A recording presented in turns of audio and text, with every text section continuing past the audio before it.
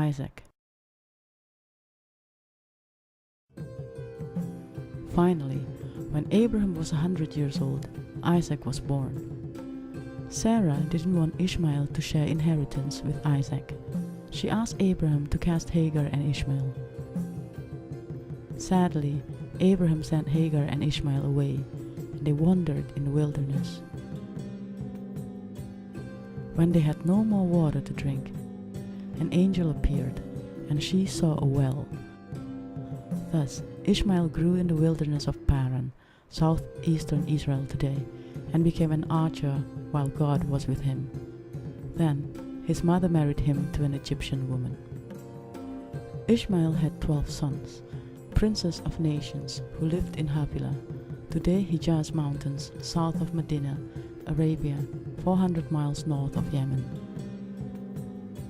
Then God said to Abraham, "Take now your son, your only son Isaac, whom you love, and get you into the land of Moriah, and offer him there for a burnt offering upon one of the mountains which I will tell you." Abraham went with Isaac to the land of Moriah. Jewish tradition holds this location to be the same as the location of Temple Solomon in Jerusalem. When Isaac asked Abraham where the lamb for the burnt offering was, Abraham replied, "My son, God will provide himself a lamb for the burnt offering." Then they arrived in Moriah. Abraham built an altar and bound Isaac, then laid him on the altar upon the wood. When he was about to slay Isaac with a knife, an angel called and said, "Do not lay your hand upon the lad, neither do you anything unto him. For now I know that you fear God, seeing you have not withheld your son, your only son, from me." And behind him was a ram, and Abraham offered the ram instead of his son. Then God swore again, "Because you have done this thing, and you have not withheld your son, your only son, in blessing I will bless you, and in multiplying I will multiply your seed as the stars of the heaven, and as the sand which is upon the seashore, and your seed shall pass the gates of the enemies, and in your seed shall all the nations of the earth be blessed, because you have obeyed my voice."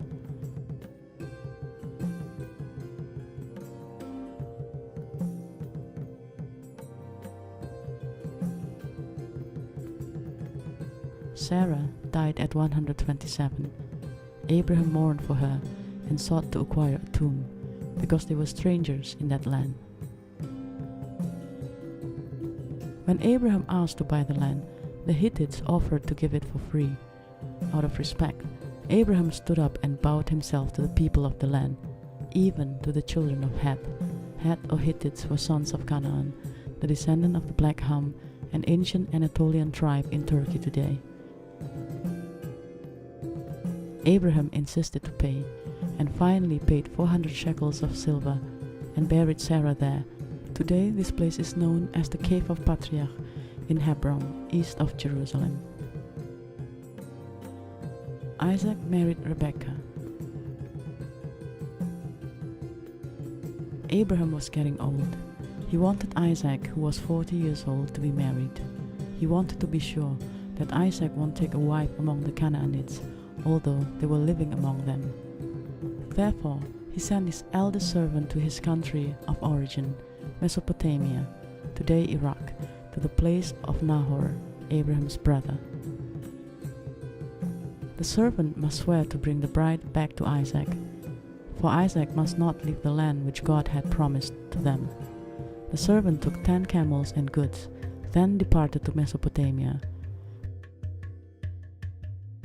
He thought if a girl would come and show kindness to him, gave him and his camel water to drink, she would be the bride for Isaac. When he arrived, a beautiful girl gave him and his camel water to drink. Her name was Rebekah, a daughter of Nahor, which means she was a cousin of Isaac. After meeting the family, he gave her the entire bridal gift, and Rebekah's family sent her to marry Isaac. Abraham's and Ishmael's final days. Abraham remarried again to a woman called Keturah. From this marriage came 6 sons, 5 grandsons, and 3 great-grandsons. Abraham died at the age of 175. His sons, Isaac and Ishmael, buried him in the cave of Machpelah, i.e. the cave of the patriarch. Abraham left everything he owned only to Isaac. To the sons of the concubines, he gave them gifts and sent them away from his son Isaac to the land in the east. Then Ishmael died at the age of 137 and was gathered unto his people. Famine struck again. Isaac went back to Gerar to King Abimelech, the Philistine. When Isaac dwelt in Gerar as his father before him, he also admitted to the people of Gerar that Rebekah, who was fair to look upon, as his sister instead of his wife. One day Abimelech saw them being intimate and knew that they were married. So Abimelech called Isaac and asked him concerning this matter. Abimelech rebuked Isaac because of the deceit. One of his people could have taken his wife mistakenly. Isaac gave the same reasoning as Abraham did before him. Then Abimelech charged all his people, saying that if a man touched Rebekah, he would be put to death. Isaac did farming in that land, and in 1 year he produced 100-fold because God blessed him. He had great possessions of flocks, herds, and servants, and the Philistines envied him, so they filled the wells that they were dug in the days of Abraham with earth. Abimelech told Isaac to go away from the land, since he became too mighty for them. So Isaac departed and dwelt in the valley of Gerar. In this valley Isaac dug again the wells of water, which were dug during the days of Abraham. When they found a well of spring water, the herdsmen of Gerar who helped dig the well claimed that the water was theirs. This happened twice. So Isaac moved back to Beersheba, south of Israel today, and built an altar there.